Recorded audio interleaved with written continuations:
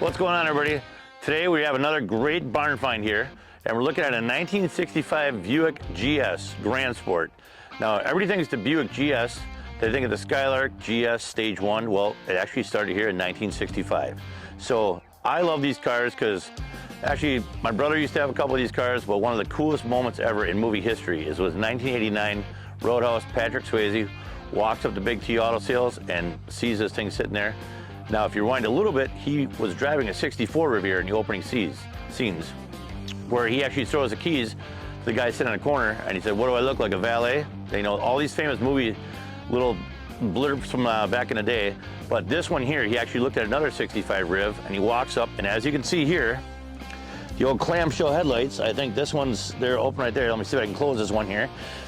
This is the big scene here. There we go. Obviously, there's a barn find, so that's the biggest thing. And as you'll cut into our thing, there we go. Patrick Swayze asked, "Did these work?" And he said, "Sure do." And right after that, he said, "I'll take her." So this car was famous for that movie.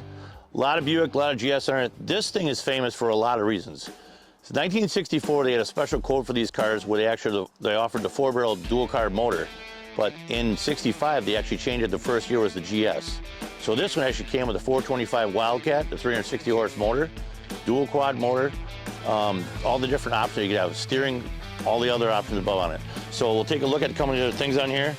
Obviously you can see our badging is all here. Buick Gran Sport here. Came with the Super 70s.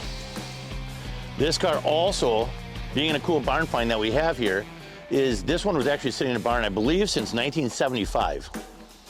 Now, yeah, 75 is when this one got parked. We were told that this one here, this was actually another local one here in Wisconsin, not too far from my yard and my shop. This car couldn't run right back in the day, so they actually took it to a dealership, and the dual quad motor wouldn't run right for the owner, so they actually pulled the dual quad motor out of it, the twin valve covers, or all the stuff out of it, and they actually put a single 4-barrel motor back into it because he couldn't get it running right. Now, we were able to track down the original motor, twin valve covers, all these other options. So let's take a look at the car.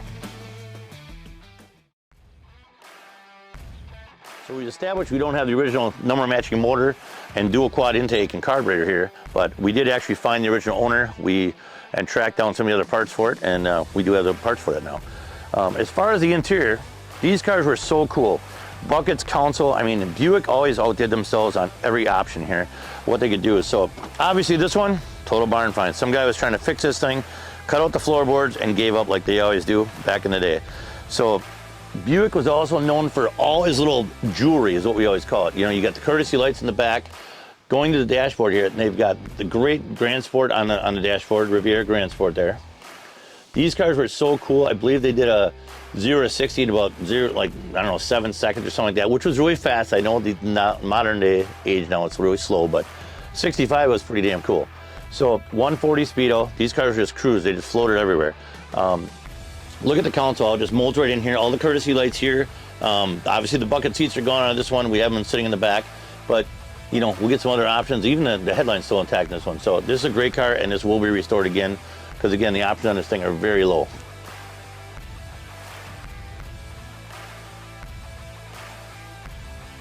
Jewelry. So again, you've got the Riviera by Buick Gran Sport right here. Now, if you look over the steering column, Buick Rivieras were just all about options and all about the chrome back in the day. So if you actually look at, I believe they called it a turbine look. So back in the day, look at the steering column. That's actually all chrome, and it's all ribbed all the way around there. That was kind of options everywhere. Carried onto the steering column, the knobs and radio, headlights, all that stuff. Okay, so the 65 Buick Riviera Gran Sport. According to documentaries and everything that we have here, there was only, out of 34,586 Rivieras built in 65, only 3,354 were ordered with the option code A9, which would be the Gran Sport. Now, if you keep looking at these things that we're talking about, now, in 1964, they actually offered the option for the 4-barrel option. A dual 4-barrel option was actually optioned in 1964 with a code of KX. However, these 64 Rivieras were not identified as Gran Sports and did not have any GS emblems. Buick installed this engine only in 2,122 Rivieras in 64. The GS option was not always the engine option, it verified from year to year.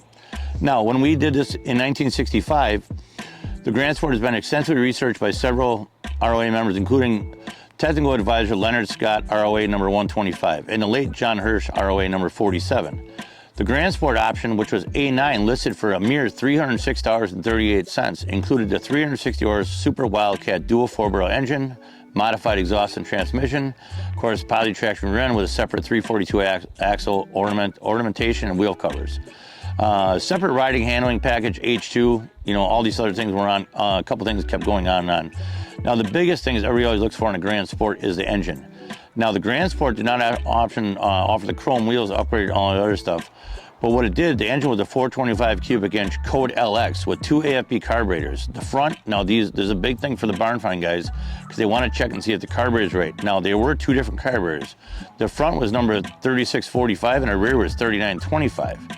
Distributor, of course, was offered with a different throttle curve, which was number 11111058, according to our options here.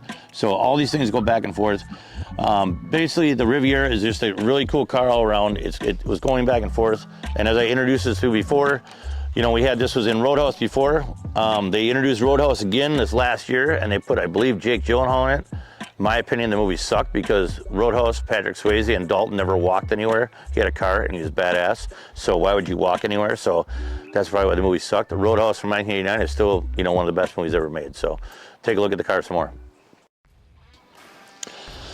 So as we were looking for goodies in this car, now obviously one of the biggest things is the color on this car. This is not factory. It never came with Chevrolet orange, but that was already kind of changed out. I believe this was a tuxedo black car. As you look around here, there's still the Y-Track Super 70s on the car from when the guy bought it back in the day. And these might have been replaced at one point in time, but I really don't think they are. Rivieras also came with the big, huge center hub over here. All these are on this car here. Very cool pieces. The rest of the other pieces are on the back here. And again, the trunk floor is here. It's not totally rotted out. We're not the Texas boys that we have down south in Arizona, so this is Wisconsin. This is a very restorable car, so. Another cool thing about the 65 option, 1965 when it came change out, is all this beltline chrome here. Rivieras were all known for this.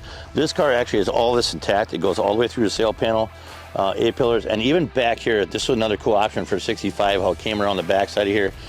All good pieces, all hard to find, and you know, the roof lines on these cars are it's just phenomenal. You know, I mean, even the back seat piece, all the fins on there, that's actually a rear speaker panel back there, so very cool options on these cars. And I don't know, this does match the wood grain on here. I didn't look up this option here, but I believe this is a little aftermarket radio or something they had going on here. So, but yeah, very neat car. She's a runner. Now can I keep going?